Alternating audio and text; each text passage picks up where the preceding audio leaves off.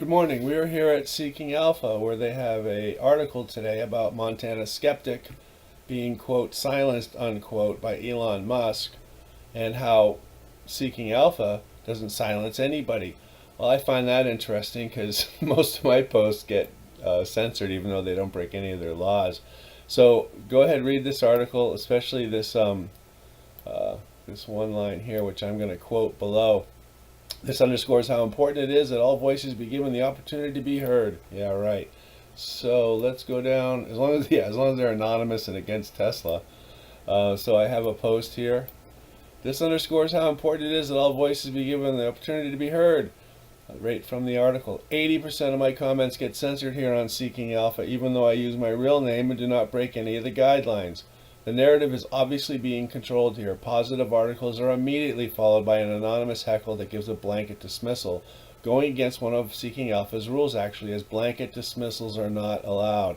This is followed by a slew of anonymous heckles that the reader has no idea if they are from one person or many people, because they are anonymous. I've posted this several times and it never sees the light of day. If the author of this is reading my post now, be aware. As I have warned this site repeatedly, I'm doing a documentary of the censorship here. I've been recording all my entries with video capture as I enter them for several months now. Censoring this free-thinking, valid post is hypocritical in relation to the article above and its claims. Montana was not forced to do anything. He chose to run an oil portfolio and tweet and write about Tesla anonymously, and only Tesla. Now that he's outed, he's silent by his own choice. Any educated attorney knows that Musk would have no case against him on a constitutional law. Go ahead, prove to the world what Seeking Alpha is all about and delete this post again. For in the end, it will help innovation at your expense. There it goes. Watch me enter it. And later we'll check back to see that it does not show up. Thank you for listening. Oh, good morning again. We are back here at the same article as prior.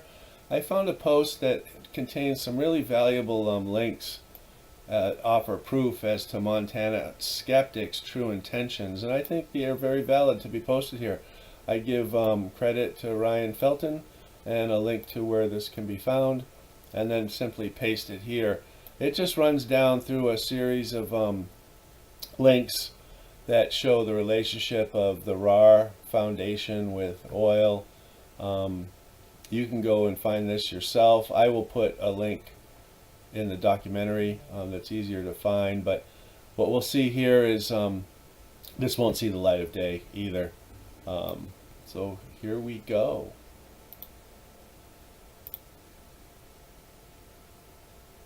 Thanks for listening. Now here, after giving Seeking Alpha some time to publish my legitimate comments on their articles, I'm going to check, you can see here's the one from Quoth the Raven, who I actually I like his podcast very much. And and we're just going to go over here, we're going to go to my profile, so that you can see that between July 18th and yesterday, nothing has been published except this one here, which I'm going to go over in a moment. All right, thank you. Good morning. So after those last two didn't make the cut, gave them about 36 hours, figured they're not going to. Last night I typed in a completely satirical piece that was posted within seconds. It says, "A more gentle, kinder person there never was. We'll miss your comprehensive, well-thought, and caring posts.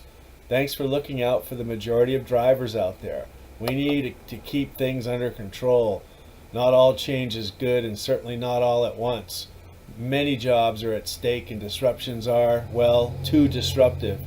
It should never be just about the improvements in quality of life and technology." So this is for the same article, just so you can see here.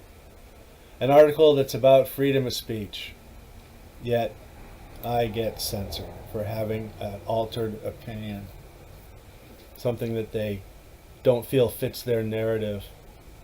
Thanks for listening. But wait, it gets even better. after trying to enter a couple more compliments to Tesla, which I was doing from my phone, so I didn't record them here. I punched this one in thinking there's no way that they're going to print this because it's an obvious satire. Montana Skeptic was right. This company needs to be honest about their motives, completely transparent, remain fearless, and never blame the forces that are against them.